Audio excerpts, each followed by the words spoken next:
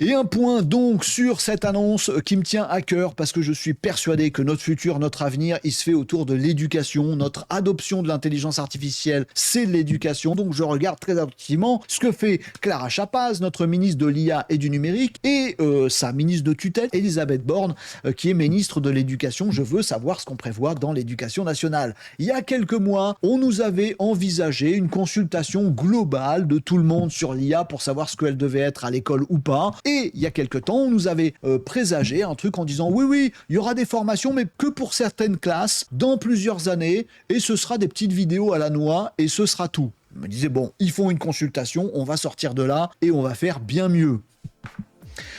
Non, c'est confirmé, la consultation a eu lieu. Alors sachez quand même, les amis, qu'il y a 1,2 million de personnes en France qui travaillent dans l'éducation nationale, que la consultation a interrogé 500 personnes, et elle les a pas interrogées, c'est des retours naturels, et on nous dit dans les papiers que les gens qui ont fait des retours sur tout ça, ce sont des profs débordés et des parents très inquiets. Mais bon, Elisabeth Borne et Clara Chapaz se sont basés là-dessus pour faire leur plan. Donc le plan de l'IA génératif qui fait son entrée à l'école, il est constitué de 1, on va en parler en primaire, de l'intelligence artificielle, mais surtout en n'y touchant pas. On va apprendre aux enfants de primaire ce qu'est l'intelligence artificielle en leur disant faut surtout pas y toucher, on ne manipule rien, on ne touche à rien. Ok, ça c'est la première étape. Il se passe quoi juste après? Eh bien, à partir du collège, donc à partir de la 4e, ça y est, l'IA va rentrer dans les cartables de nos petites têtes blondes, puisque en 4e et en seconde, donc il y aura que 2 classes, 4e et seconde, on va proposer ce truc nul qu'on avait envisagé. Il est entériné, donc c'est la plateforme Pix qui va permettre aux élèves de 4e et de seconde, uniquement celle-là, je sais pas pourquoi,